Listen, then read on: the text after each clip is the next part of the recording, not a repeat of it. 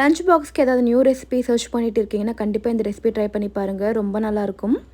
இந்த ரைஸ் மட்டும் செஞ்சு கொடுத்து பாருங்களேன், லஞ்ச் பாக்ஸ் எம்டியாக தான் வரும். இது வந்து கம்ப்ளீட்லி என்னோட ஓன் ரெசிபி. இப்போ எப்படி சேர்த்துன்னு பார்க்கலாமா? குக்கரில் ஒரு ஸ்பூன் நெய், ஒரு ஸ்பூன் கடலெண்ணெய் சேர்த்துட்ட பிறகு ஒரு பிரியாணி எல்லாம் அரேஞ்ச் பட்டை 5 கிராம்பு சேர்த்துட்ட பிறகு இது கூடவே ஒரு பெரிய வெங்காயம் சேர்த்துருக்கு. இதெல்லாம் ஜஸ்ட் கோல்டன் ப்ரௌன் ஆகிட்ட பிறகு கொஞ்சமாக கருவேப்பிலை 3 தக்காளி சேர்த்துட்டு இதெல்லாம் சாஃப்டாக ஆகிறதுக்குள்ளே ஒரு காரத்துக்கேற்ப பச்சை மிளகா, அரைஞ்சி இஞ்சி, இது கூடவே 20 பல் பூண்டு சேர்த்துட்டு நல்லா கொரகொரப்பாக அடித்து எடுத்துக்கணும். அடுத்து தக்காளி நல்லா சாஃப்ட் ஆகிட்ட பிறகு க்யூப்ஸாக கட் பண்ணி வச்சிருக்க கேப்சிகம், இது கூட பச்சை பட்டாணி, கொஞ்சமாக மஞ்சத்தூள், தேவையான உப்பு சேர்த்துட்டு இதெல்லாம் கலந்து விட்டதுக்கப்புறமா நம்ம இடித்து வச்சிருக்க பச்சை மிளகாய் சேர்த்துக்கணும். இதனோட பச்சை வாசம் நல்லா போயிட்ட பிறகு அரிசி சேர்த்துக்கலாம்.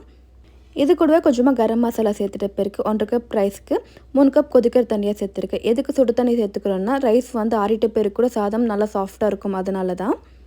ஹை ஃப்ளேமில் 2 விசில்ஸ் வச்சு எடுத்துக்கிட்டாலே போதும், நம்மளோட சூப்பரான கேப்சிகம் ரைஸ் ரெடி. கண்டிப்பாக ட்ரை பண்ணி பாருங்கள், ரொம்ப ரொம்ப நல்லாயிருக்கும்.